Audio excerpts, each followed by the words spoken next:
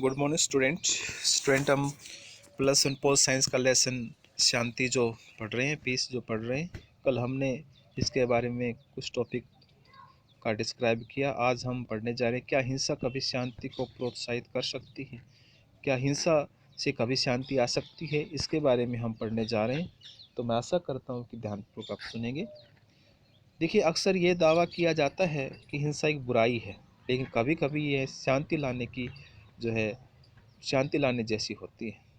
यह तर्क दिया जा सकता है कि तानाशाहों और उत्पीड़कों को जबरन हटाकर उनको जनता को निरंतर नुकसान पहुंचाने से रोका जा सकता है, या फिर उत्पीड़न लोगों के मुक्ति संघर्षों को हिंसा के कुछ इस्तेमाल के बावजूद न्यायपूर्ण ठहराया जा सकता है।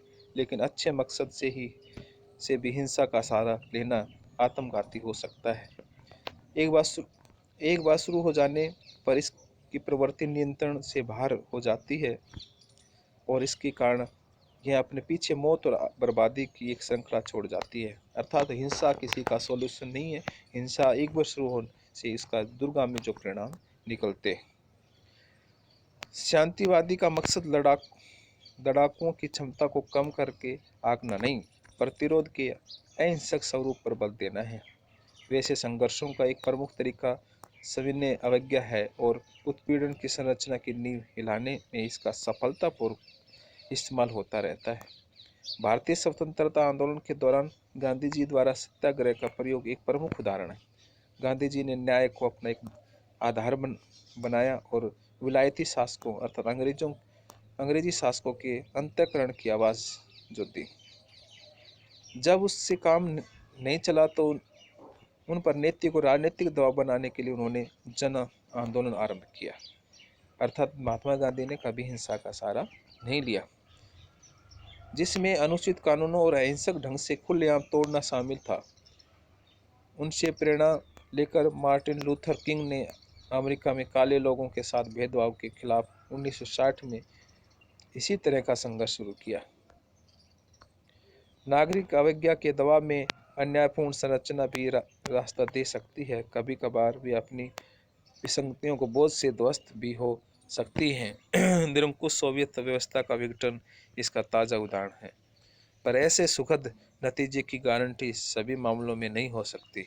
हिंसा की सहायता लेने का लालच तब अपरिहार्य हो जाता है।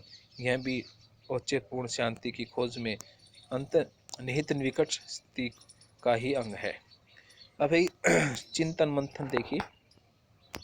कंबोडिया में खेमर रूज का शासन क्रांतिकारी हिंसा के नुकसानदेह हो जाने की प्रवृत्ति का दिल दहलाने वाला बहुत ही खास उदाहरण था।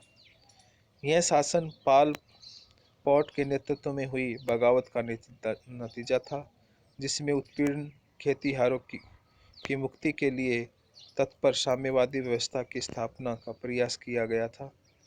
इसने 1975 से 1979 तक कंबोडिया में आतंक का राज कायम कर दिया, जिसमें लगभग 17 लाख लोग अर्थात देश की आबादी के 21% लोग मारे गए।